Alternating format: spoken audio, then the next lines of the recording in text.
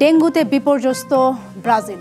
ভয়াবহ প্রাদুর্ভাব ঠেকাতে এবার অভিনব উদ্যোগ নিয়েছে দক্ষিণ আমেরিকা দেশটি। মশা দিয়ে দমন করা হবে মশাকে। কুরিতিবা শহরে চালু হয়েছে বিশ্বের সবচেয়ে বড় মশা প্রজনন কারখানা, যেখানে জন্ম দেওয়া হচ্ছে বিশেষ ধরনের ব্যাকটেরিয়া ওলবাচিয়া সংক্রমিত মশা। বর্তমানে আমেরিকা, আফ্রিকা, মধ্যপ্রাচ্য, এশিয়া ও প্রশান্ত মহাসাগরীয় দ্বীপপুঞ্জ জুড়ে ১০০টিরও বেশি দেশে স্থায়ীভাবে ছড়িয়ে পড়েছে ডেঙ্গু। আর এ জ্বরে আক্রান্তের সংখ্যা সবচেয়ে বেশি ব্রাজিলে। এবার মশাবাহিত রোগটি প্রতিরোধে ব্যতিক্রমী উদ্যোগ নিয়েছে দেশটি।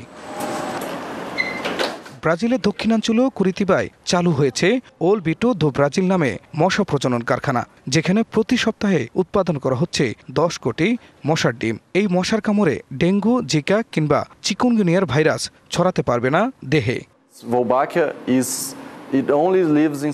ওলবাচিয়া ব্যাকটেরিয়া শুধু পোকামাকড়ের দেহে বাঁচে।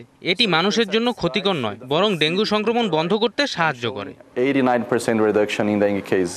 ওলবাচিয়া সংক্রমিত এই মশাগুলো সাধারণ মশার সঙ্গে মিলিত হয়ে নতুন প্রজন্মেও ছড়িয়ে দেবে রোগ প্রতিরোধ ক্ষমতা। আমরা ডিম থেকে লার্ভা, তারপর পূর্ণবয়স্ক মশা পর্যন্ত প্রতিটি ধাপ নিয়ন্ত্রণ করি। এরপর ডিম সংগ্রহ করে সংরক্ষণ করা হয় এবং প্রয়োজনীয় এলাকায় পাঠানো হয়। গাড়িতে করে মশাগুলো পৌঁছে দেওয়া হচ্ছে ডেঙ্গু প্রবণ এলাকায়। কর্তৃপক্ষের আশা, আগামী কয়েক বছরে এই প্রকল্পের মাধ্যমে সুরক্ষা দেওয়া সম্ভব হবে প্রায় 14 কোটি মানুষকে।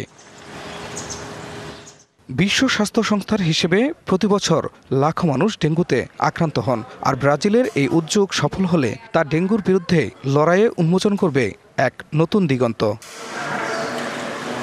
খান মোহাম্মদ মুকুল, ডিবিসি নিউজ ডেস্ক।